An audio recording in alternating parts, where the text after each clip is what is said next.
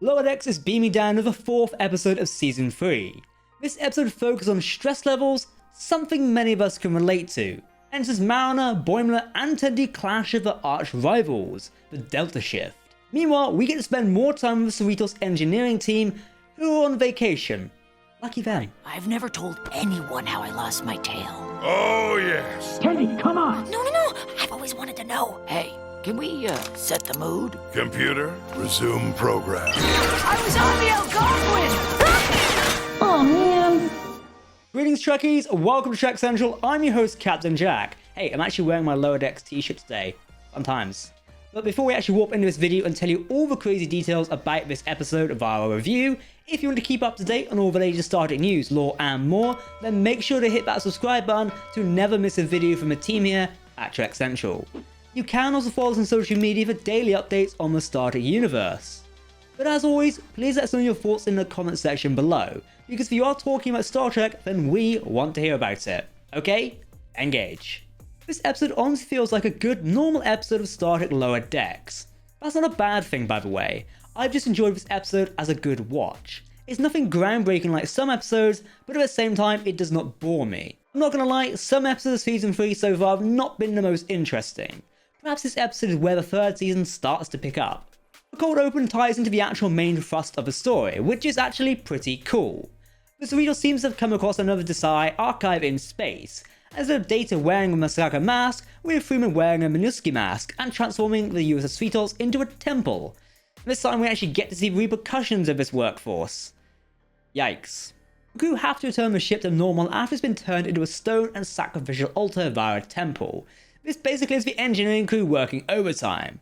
So it's somewhat nice to see how events affect the ship's crew, as usually this stuff would happen between episodes on shows like The Next Generation. It's also a nice little reference. It seems that Cerritos is meant to go support another engineering mission alongside the USS Carlsbad, a California-class starship that Cerritos was teamed with the previous episodes, events of Mind of Minds. Hopefully the USS Carlsbad does become a recurring, almost sister ship to the Cerritos, helping to build this idea of California ships working on second contact missions together, as we got in Season 1.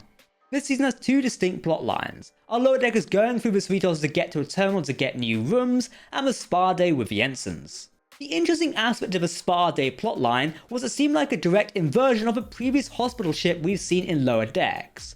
Operated by Nedosian was the All-Star from Season 1 episodes Much Ado About Boimler. He also looked evil but sent people to a nice spa planet to work out their systems, whereas the Dove, the hospital ship in this episode, looked nice but had something malicious about it.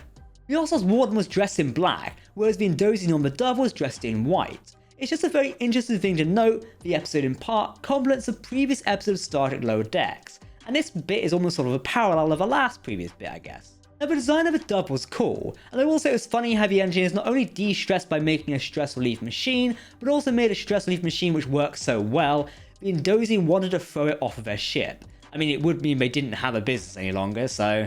And again, how they don't get paid? Star Trek money, whatever. It does add to the opposite dynamic to the All-Star, and either Warden, who is a nice guy, and this nice doctor who turns out to not be the nicest when things don't go their way. Maybe they've got stress levels. But I will say, in regards to this plotline, the engineers are probably the least likely people to relax on a spa day, and surely this should have been catered for aboard the Dove. Catering to people as they said at the beginning. Still, it seemed they will just put all the engineers on the basic system instead of a system tailored to them. The other plotline of our 3 Lower Deckers going through the bowels of the ship was fun, but it didn't really offer much else beyond some fun adventures. We get some threat, some psychedelic trippy scenes, with an interesting note that Orions are immune to some form of hallucinogens, which was neat I guess. Other than going through the bowels of the ship and some points attributed to Bold Boimler, something introduced in episode 1 but not really developed, it didn't really offer anything of a plotline. Now, I'll be honest, the only cool aspect, which I guess is somewhat the point of Lower Decks, was the senior officers had a cooler episode, or moment shall we say, with Shax and Tiana dealing with their relationship and doing it in black and white old school style bank robbery with the safeties off. I would have loved to see more of that, well minus some more, let's say, intimate scenes between the two. We do get to see some cool aspects of the ship at least, such as what is underneath the hydroponics, a bog of nutrients for the planets above. It is also nice to see the small return of Kaishon. We have seen him in previous episodes, but this is believed one of the first times he speaks in Season 3. But I guess it's hard to include Kaishon when he's meant to be the replacement with Shax, so much has fallen by the wayside. It's still nice to have him. Ah, the path to Kamata in spring. Oop, Gramble, his throat slit by his mistress. Another aspect of this plotline that I didn't really understand was they needed to get to this air-gap terminal. The point of the air-gap terminal is that they are meant to be secure, but I guess even though this terminal is secure, it can easily be accessed by lower deckers. At first I was confused why they had to get to this specific terminal. Surely they could get to there last to make sure the names were there and not removed. But it was the claim that they could lock the others out from making edits, which I guess further it confused me about the usage of a terminal, but it's not that big of a deal at the end of the day.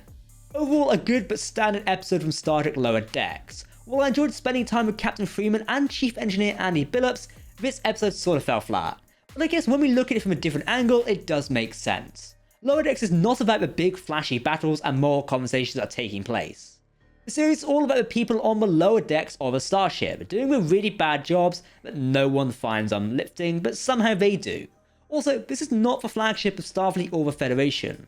Things are not going to be that exciting all the time, and I think that's something we do need to remember with Lower Decks sometimes. We're going to get random tasks and not always the most epic episodes. Next week will be at the halfway point for season 3 of the series. However, what else do we have in store? We've recently gotten a clip of one of the upcoming episodes.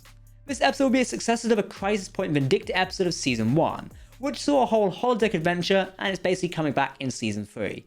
We've also got the Deep Space Nine episode to look forward to. The return to the legendary Star Trek space station is something that many of us are looking forward to, especially with the characters it might bring.